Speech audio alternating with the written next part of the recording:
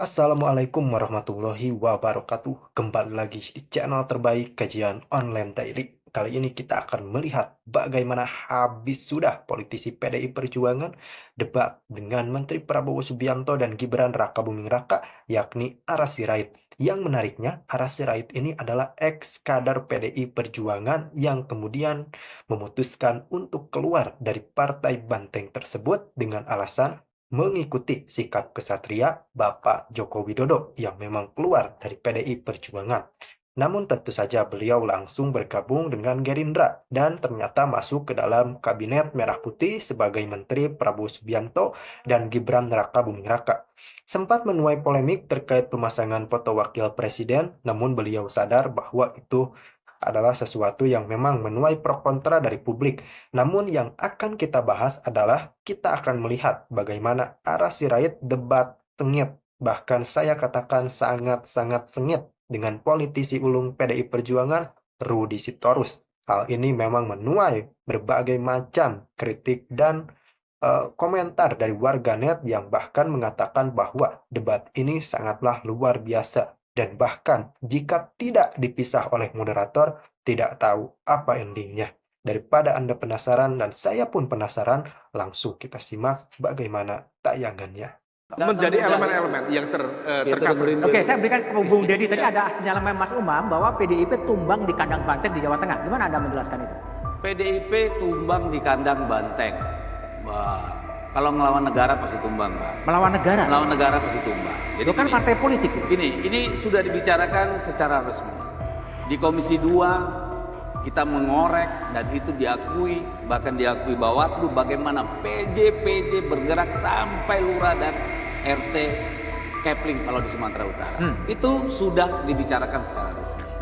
Juga di Komisi 2 sudah diangkat bagaimana oknum-oknum polisi, ini anak buahnya Kapolri ini, bekerja di mana-mana menjadi kontestan pemilu ilegal. Bahkan akhirnya MK mengeluarkan putusan yang mempidanakan mereka kalau sampai ketahuan. Jadi begini, kita harus berterima kasih kepada partisipan pilkada ini, para calon, tim kampanye, kader-kader partai dan rakyat tentunya. Sehingga nggak ada darah yang tumpah di Republik ini. Kan begitu. Tapi kita harus bilang sama polisi, sama ASN, hei kalian tuh dibiayai negara untuk menjaga aturan dan konstitusi. Karena kalau praktek ini diteruskan, negara ini mau jadi apa? Kita ini tidak ada keributan bukan karena hebatnya TNI Polri, Pak. Tapi rakyat kita semakin dewasa. Partai politik makin dewasa, yang nggak dewasa ini yang punya kekuasaan. Karena itu sangat telanjang dan rakyat silakan lihat di berbagai media sosial di bawah bagaimana mereka bilang suka-suka lu lah. Suka-suka lu lah. Daerah seperti Sumatera Utara kurang telanjang apa? Wakapolda, PJ, sampai kemarin tuh yang namanya PJ itu masih ngumpulin ASN, patuh dan taat. Di Kapuas, di Kalimantan Tengah masih. Bansos sampai di semua provinsi, di semua kabupaten dan kota di Sumatera Utara telanjang, tidak ada apa-apa. Jadi ini adalah kedewasaan politik. Yang tidak dewasa instrumen negara. Makanya tadi saya bilang yang menang dalam pemilunya nggak usah angkat dada. Mau itu Kim, mau itu calon, terutama di Sumatera Utara, di Lampung, di Banten, ya, di Jawa Tengah, di Jawa Timur. Itu semua kita sama-sama tahu. Nggak usah jadi orang munafik. Saya nggak suka. Ya, jadi itu sudah sangat telanjang. Kita mau bilang apa? Dan anomalinya sangat jelas. Ambil contoh Banten. Itu 1 minggu sebelum coblosan itu 77% versi LSI elektabilitas air. Di 30-an% itu Andra Soni. Secara logika politik, kecuali ada kejadian luar biasa, orang waras nggak akan terima Airin bisa sampai segitu. Itu sangat tidak masuk akal. Siapa yang bergerak?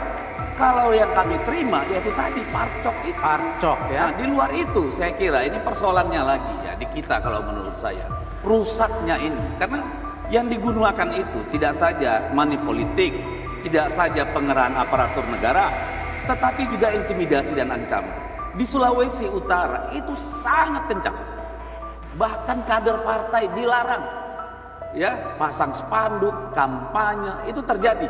Di Jawa Tengah lihat saja, hampir semua baliho, spanduk dari Andika dan Pak Hendi itu ditumbangin, Pak. Oke, baik Bung Deddy. Jadi apa yang terjadi sebetulnya di berbagai daerah? Pembelajaran banyak dari sini. Oke, baik. Bung Ara, demokrasi terancam mati. Apakah Anda juga punya kesan yang sama? Berbeda sekali, karena waktu Pak Jokowi itu kepercayaan publiknya bahkan paling tinggi di dunia. Ya, kepercayaan publiknya. Betul ya Pak ya? Habis itu Pak Prabowo 85%. Lebih tinggi lagi Pak. Kalau rakyat Indonesia nggak percaya Pak, kalau hari ini ada yang nggak jujur, main ya, polisi juga kepercayaan publiknya tinggi Pak. Ya, kejaksaan juga meningkat. Nah, kalau polisi kita bisa Boleh gantian nggak? Ya, silakan biar Ara. Ya, kalau kamu ngomong gantian. Ya, Ya. kita nggak usah kayak anak kecil. Aku mau kasih tahu bahwa polisi Kalau- beda. Oke, biar Ara. Ya silakan. Udah silakan. Nggak apa-apa, silakan. Bukan kamu yang ngatur. Yuk, silakan. Ya, saya silakan. Jangan kamu yang ngatur. Di sini ada moderator. Lewat Silakan, moderator silakan. silakan aja. Ya, moderator. moderator yang ngatur bukan. Yuk, silakan. Makanya saya bilang lewat moderator Ah, silakan. udah gitu ya. Emang kalau kalah itu ikhlas saja. Enggak. Kalau kalah itu Udah. bukan Oke, udah, berat, silakan, Ara. ya. Kalau belajar negarawan itu pernah menang, pernah kalah. Pak Prabowo itu berapa kali Nggak kalah? usah terlalu songong lah. Ya. Nggak usah terlalu songong. Udah, biar Bung Deddy Memang Ara itu dulu. Saya dulu. faktanya. Nggak, dari tadi songong melulu lu soalnya. Nggak usah Ya. terlalu songong kita. Memang berat kalah itu. Iya. Ya, Oke, silakan. sabar aja. Ya memang lebih enak jadi kaki tangan oligarki kok. Oke, berhenti Bung Deddy, biar Ara dulu. Ya udah. Memang berat kalah itu. Nah, ya. jangan terusin lu kayak perempuan. Jangan. Lu udah menteri aja masih kayak perempuan, lu heran. Udah, biar Ara dulu. Maaf saya Marah. gender base ya. Apa-apa. Tapi kayak anak kecil. Apa ya? Oke, silakan Bung Ara. Bang, Tadi demokrasi terancam mati tadi. tak kelas gitu ya. Nggak kelas tapi lu pancing terus. Udah Bung Ara, Bung Nggak Ara. kelas lu ngomong aja. Kenapa kepancing? Silakan. Kalau memang bagus kenapa kepancing? Ya kan? Berarti nggak kelas. Kan?